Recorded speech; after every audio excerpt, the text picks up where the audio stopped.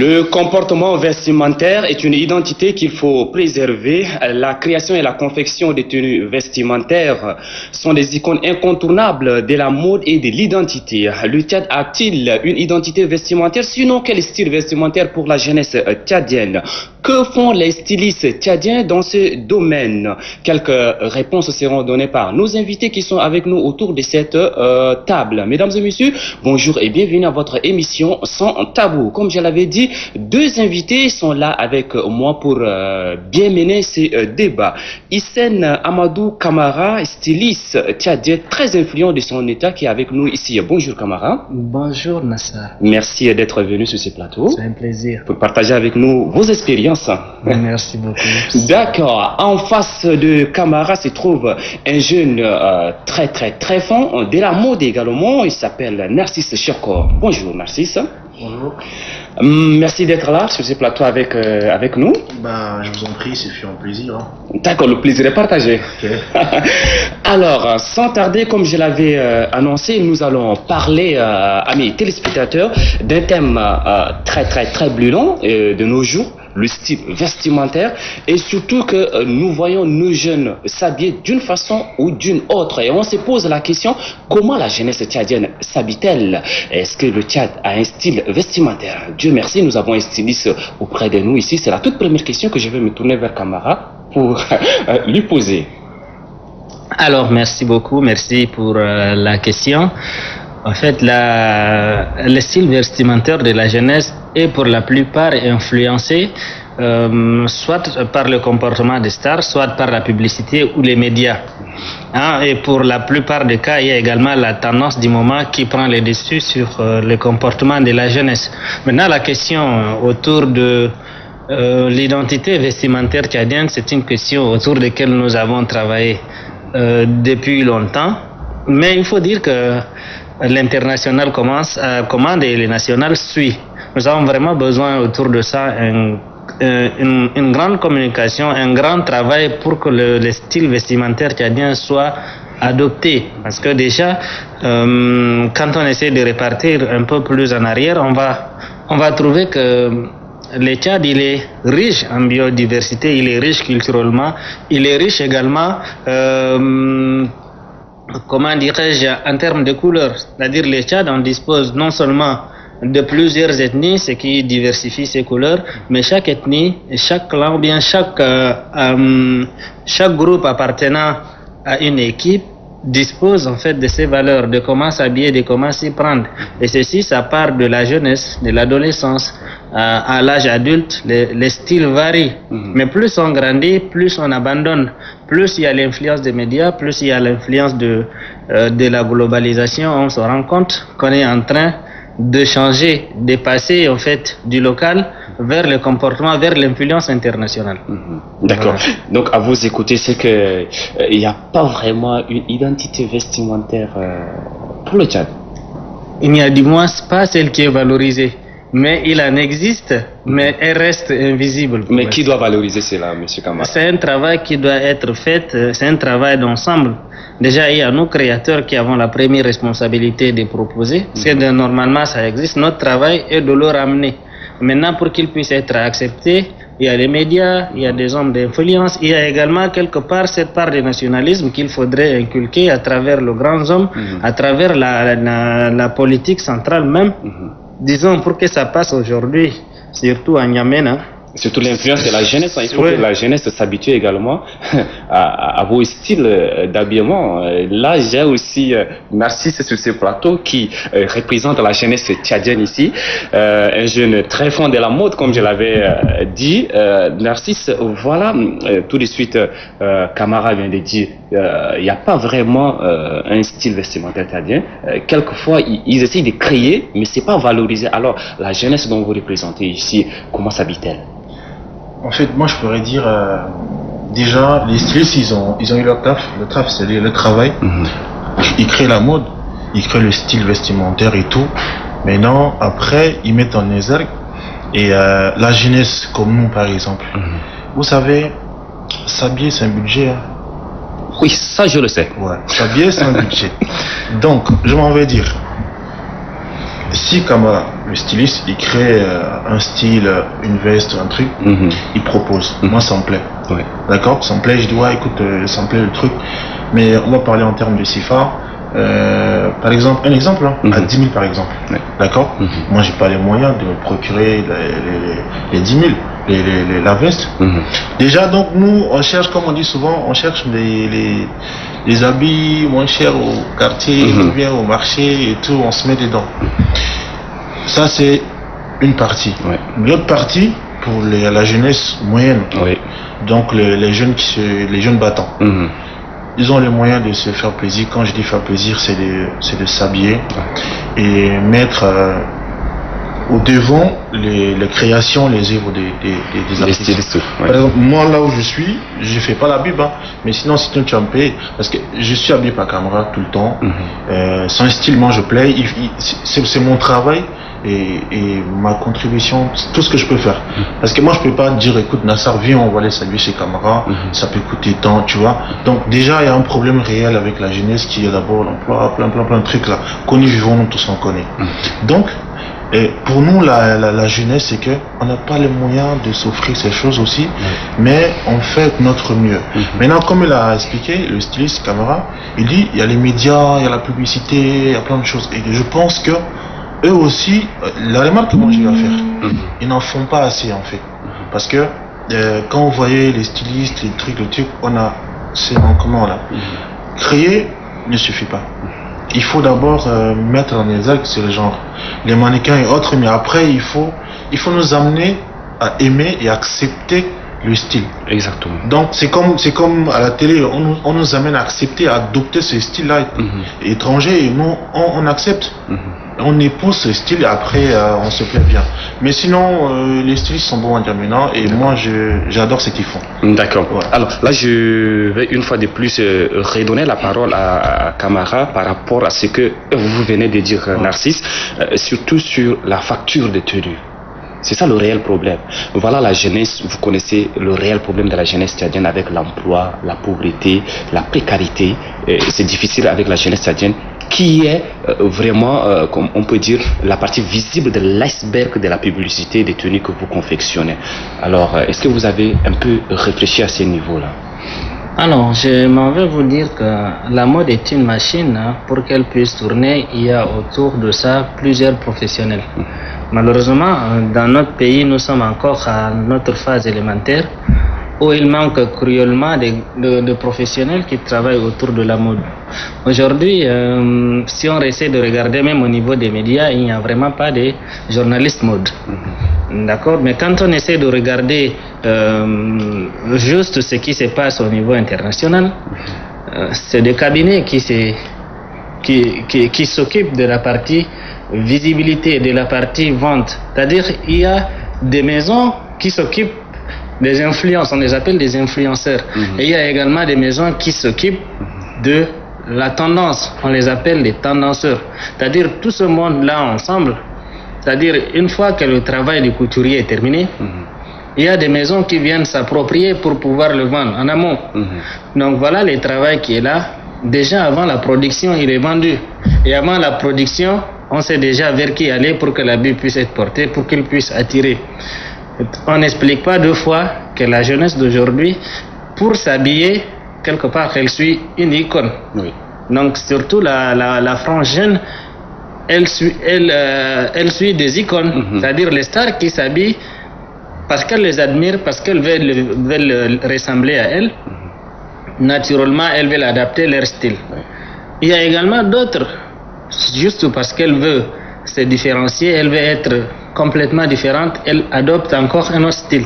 En Europe, on se rend compte qu'il y a même des gens qui sont beaucoup plus excentriques comme les gens qui adoptent les styles gothiques, les punks, ou d'autres sont dans les hip-hop. C'est-à-dire, on se rend compte qu'il y a beaucoup de tendances et la mode devient un facteur de différenciation et même d'affirmation sociale. C'est-à-dire ce qui veut dire moi j'appartiens à tel clan ou moi je suis tel. C'est-à-dire l'habillement il dépasse en ce moment son premier rôle, ça veut dire l'utilité, celui de se couvrir, celui de se protéger. Aujourd'hui, ça devient un critère d'appartenance sociale et l'habit, il dépasse son niveau d'utilité et il devient notre nouvelle peau. Parce qu'on trie et on est prêt à en investir dedans. Maintenant, il faudrait catégoriser la jeunesse. Elle-même qui vient commander des vêtements, tout le monde n'a pas les mêmes moyens pour pouvoir dire moi j'appartiens à telle classe, donc c'est telle marque et c'est tel prix. Donc naturellement dans la classification des prix, il y a les chers et puis il y a les moins chers. Donc maintenant il y a un travail de base qu'il faudra faire. Ça veut dire c'est de s'investir dans ce domaine-là, côté communication, côté création et côté vente. Il faut dire que nous sommes en phase de rééducation maintenant de la population tchadienne pour qu'elle puisse s'approprier de la mode, mais au niveau local. Sinon, en ce moment, la grande partie des Tchadiens, soit ils achètent dans le marché où c'est l'Occident qui domine, la Chine et les autres. Oui, dans les classes boutiques, soit ceux qui n'ont pas d'argent, ils vont dans les friperies, ou du moins dans les marchés du moins cher, c'est-à-dire de moindre qualité. Alors, il y a un travail qui est en train d'être fait, mais quand même, il y a quand même quelques gens qui sont dans cette partie de différenciation, qui veulent s'affirmer, qui sont dans les nous et moi, et qui sont en train maintenant d'aller vers la phase mode. Je vais être unique, je vais vraiment me sentir moi-même, dans mon style, dans ma façon d'être. Là, je vois Narcisse qui sourit. Narcisse, vous avez quelque chose à ajouter? En fait, comme on dit souvent, je me sens visé quand il dit ça. Et c'est vrai parce que à un moment, je suis resté, j'ai vu ma garde-robe et je me dis mais c'est pas possible parce que j'ai dit il faut que j'ai ce style africain. Souvent, si peut-être vous me suivez sur Instagram, j'ai mon style avec le turban. Je mets à peu près le style sahélien avec le turban et tout. Généralement, quand tu descends en Europe avec ça, écoute, on te voit carrément comme tu vois. Donc, j'ai essayé de modeler ça un peu pour donner une autre visibilité. Et je pense que déjà les jeunes dans la ville, je les vois souvent avec des histoires, même les clans de One, tu vois. Et quand je vois, je souris et ça m'amuse. C'est bien parce qu'ils ont déjà commencé à adopter. Et je pense que c'est important parce que nous jeunes, je pense qu'avec les créateurs de mode, on doit travailler ensemble. En temps réel, on doit travailler ensemble parce que, comme il a dit, il a parlé des influenceurs et tout. On commence, c'est vrai, on est très en retard et il faudrait éduquer. On éduque avec la télé, avec la radio. Et parlant de la télé ou bien les journaux, surtout la télé est un facteur influent surtout pour la mode. Et si nous essayons un peu de mettre du côté un peu les stylistes, les créateurs, les jeunes d'aujourd'hui veulent s'habiller, je sais pas, avec des struits, t-shirts, casquettes à l'envers, ainsi de suite. Est-ce que c'est aussi une meilleure façon de s'habiller? Vous savez, généralement, quand tu t'habilles, la mode, ça dépend. Les habits, quand tu t'habilles pour aller au funérailles, c'est différent. Quand tu t'habilles pour aller à une soirée glamour, c'est différent. Quand tu t'habilles pour venir à la télé, présenter une émission ou à une interview, c'est différent. Moi, je pense que les jeunes tchadiens en général, moi je parle de la généralité, hein, ils n'ont pas encore compris ce style parce que des fois, quand tu viens quelque part, tu observes, déjà tu fais la remarque, je me mets à la place des créateurs, hein. Donc je fais la remarque, je remarque, je sens, mais si tu le dis, si tu vois, de peur qu'ils vont prendre d'une autre manière et tout. Et à un moment, j'ai essayé de faire cette généralité-là. Une vidéo sur Facebook, je crois, j'en ai parlé du style vestimentaire, mais ça a créé des tollés, les gens ils m'en veulent partout. Je dis, ouais, écoute, tu te prends pour qui? Mais c'est juste que vous avez visé les artistes, c'est ça le problème. Justement, parce que c'est eux là qui doivent donner la bonne image. Je sais pas si vous me comprenez. C'est les artistes, quand on parle des influenceurs, des stars et tout, c'est eux les stars, c'est eux qui doivent nous montrer une belle image pour que nous là on les copie. Mais le truc c'est que quand même le fan il sent que star mais ça ne tient pas, c'est un problème forcément. Donc c'est cette petite remarque là, mais bon, je pense que je m'étais pas fait compris et tout, mais bon bref ça va.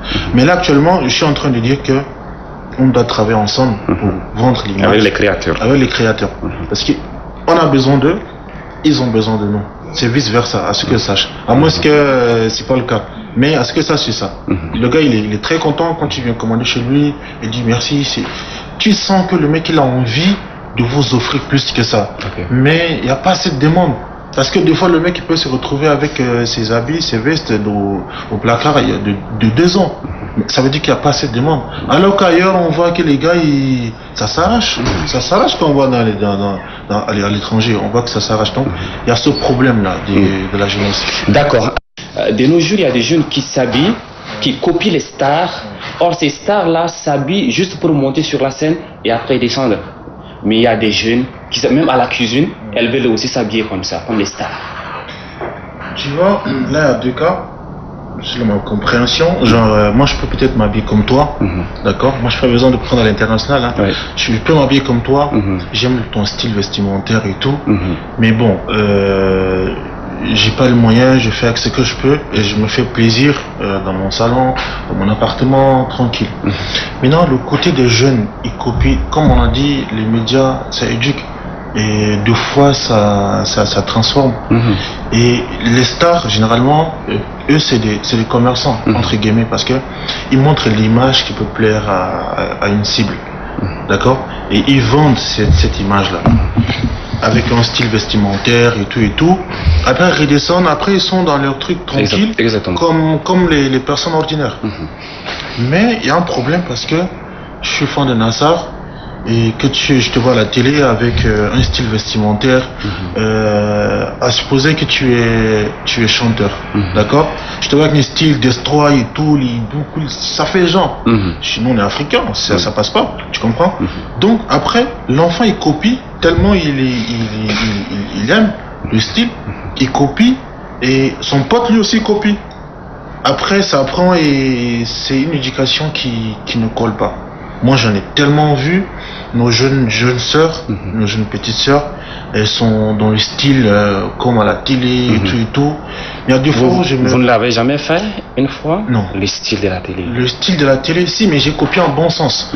C'est-à-dire, je peux m'habiller comme ça, d'accord? Je vois que ça c'est africain et tout, c'est style, c'est bon, je m'habille comme ça. Mais je m'habille pas en, je sais pas, en genre destroy. Destroy, ça va, quand ici c'est le genou, c'est stylé avec ta petite veste, tige, tranquille, tu vois. Là c'est choco, ça prend. Mais quand c'est exposé, déjà ton papa il dit tu vas où? Tu sors, il dit non mais sérieusement. Camarade. Est-ce que c'est vrai ce que Narcisse dit, surtout par rapport à cette tenue de la jeunesse un peu extravagante, parlons-le comme ça, même si certains jeunes vont prendre à mal ce que nous disons, parce que c'est leur style, c'est leur manière de s'habiller ainsi, à la mode surtout sur la scène, destroy, les t-shirts, la casquette à l'envers, ainsi de suite. Moi, je pense que l'extravagance, il fait partie également de la mode. Hein. Ça devrait faire partie du quotidien. Mais sauf que il faudrait juste savoir à quel moment porter quelle tenue. C'est-à-dire qu'il y a des jeunes qui laissent leur image se figer par rapport à une image qui devrait être normalement temporelle. Mais ils se retrouvent parce que ils kiffent des artistes qui ont une façon de s'habiller quand ils sont sur scène, alors que leur vie réelle est en réalité différente. Exactement. Quand ils vont à une soirée, comment dirais-je, tapis rouge, ils sont habillés différemment. Quand ils sont à la maison, ils sont habillés différemment. Et quand ils vont à une rencontre, à une réunion sérieuse d'affaires, ils sont aussi différents. Malheureusement, nos jeunes, tout ce qu'ils regardent à la télé, c'est ça qu'ils adoptent et ils oublient les vraies valeurs. C'est-à-dire ça devient maintenant un problème d'éducation et c'est un problème de base. Les parents, ils doivent réussir à enseigner à leurs enfants comment se comporter. On ne peut pas exclure l'extravagance quand on est jeune. On a envie de se sentir appartenant à un club, appartenant à une catégorie de personnes. On a envie de se différencier des adultes. Hein, c'est tout à fait normal à un moment donné, mais il faudrait que déjà ton enfant, dans l'étape d'éducation, qu'il puisse savoir qu'est-ce qu'il faut porter. Comment je dois me comporter quand je suis à une telle ou à une telle autre situation. Quelle est la tenue qui doit être correcte face à un événement ou à un autre. Voilà ce qu'on doit normalement faire comprendre aux enfants. Et puis il doit avoir ces matraquages-là au niveau des médias pour pouvoir informer et leur dire voilà ce qu'il faudrait porter quand une personne est habillée comme ça, plutôt c'est pour faire ceci, quand elle est habillée comme ça, il faut que cette information passe. Et je pense que ça pourrait aller beaucoup plus facilement, surtout entre les jeunes, parce que dès qu'on te voit, tu es dans un style qui ne correspond pas à l'endroit où ils sont, ils vont directement te ramasser. Alors, Camara, vous qui êtes un créateur, qu'est-ce qui vous empêche, vous les stylistes, de travailler avec les médias? Par exemple, la télévision, travailler avec une émission, par exemple, voilà, et puis exposer un peu ce que vous créez. Mais nous d'autres, surtout moi, j'ai quand même travaillé avec les médias, j'ai travaillé avec tout le monde. Maintenant, le grand problème, ce n'est pas les médias, c'est les artistes. Quand on essaie de voir les artistes, il faut dire que pour la plupart, pour la grande partie, quand on essaie de regarder nos artistes locaux, sur la scène, ils ont une très mauvaise image, une très mauvaise présentation scénique. Et quand ils tournent leurs clips, parfois ils n'ont pas les tenues adaptées et l'artiste n'arrive pas à se différencier. C'est-à-dire, pour marquer les esprits, il faut être présent. Ce n'est pas seulement prendre le micro et savoir sautiller, non, mais il faut être présent. Ouais. Il faudrait un certain charisme dans la façon d'être, dans ton style, tu dois être adapté. Et pour qu'un artiste soit visible, il doit être unique dans son style. Ouais. Et c'est ce qui nous manque. C'est-à-dire, il y a un travail de ce côté-là qui vient se joindre aux médias. Mais il y a également un autre remplissage qui doit être fait. C'est-à-dire, nos hommes des médias, ils doivent comprendre ce que c'est la mode. Et la compréhension, elle doit être totale. On doit réussir à avoir des personnes qui vont être capables de regarder et avec un œil critique dire ça c'est bon, ça ce n'est pas bon. Ça c'est à vendre, ça ce n'est pas à vendre. Et il faudrait qu'il y ait également des entreprises capables de produire et de vendre en ce sens, même entre les médias. Exactement. Sinon, on va se retrouver dans un monde où il y a des gens qui parlent de la mode, mais qui en réalité ne la comprennent pas. Donc, même nous qui sommes en train de travailler, nous naviguons à vide parce que chaque jour on investit, chaque jour on crée, mais en réalité, il n'y a pas de grands créneaux pour nous permettre de les faire écouler, pour nous permettre de nous exprimer en temps plein. Et ça crée du vide. En fait, dans l'état, on se fatigue. Malgré les efforts, malgré la volonté, malgré la détermination, on se rend compte qu'on est en train de se vider sans concrétiser quelque chose, donc on finit par lasser. D'accord. Alors, nous sommes pratiquement arrivés déjà à la fin de cette émission. Sans tabou, on se dit les choses telles qu'elles sont, sans toutefois frustrer qui que ce soit. Alors, Choko, votre mot de fin, ça veut dire le conseil que vous pouvez donner à la jeunesse de bien s'habiller. Les jeunes, moi je parle à la jeunesse toujours. S'habiller, c'est un budget, ça il faudrait qu'on sache. S'habiller, c'est vraiment un budget. Et le conseil, c'est que habillez-vous selon l'endroit où vous allez. C'est simple, c'est très simple. Habillez-vous selon où vous allez. Donc, je pense que je l'ai déjà dit. Et chercher des créateurs. Il faut toujours avoir l'esprit de créativité pour évoluer. Cherchez à vous démarquer des autres avec plein de choses et soyez patient, parce que c'est toute une école. Soyez patient, on se lève pas comme ça pour être styliste ou je sais pas quoi, mais c'est toute une école. Soyez patient et copiez les bons exemples. Merci, copiez les bons exemples. Camara, en 30 secondes, quel conseil vous pouvez donner en tant que créateur pour valoriser le style tchadien?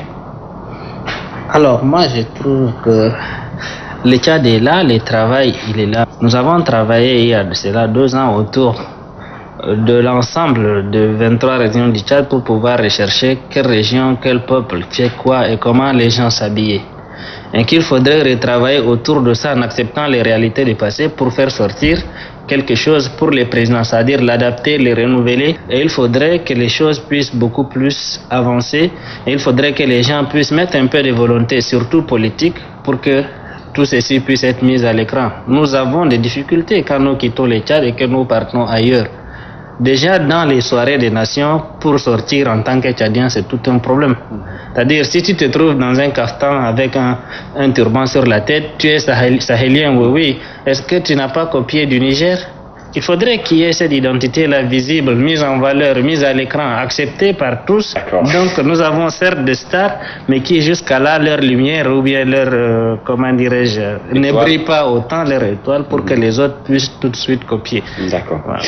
Merci amis téléspectateurs de l'émission Sans Tabou. Nous sommes pratiquement arrivés à la fin de cette émission. Nous avons reçu comme invité Camara Création, c'est comme ça qu'on l'appelle affectueusement. justement dans son domaine. Et également, Narcisse Chakon, un jeune très fond de la mode. Nous avons amplement parlé du style vestimentaire pour la jeunesse tchadienne. Sur ce, amis téléspectateurs, je vous retrouve très prochainement dans votre émission Sans Tabou.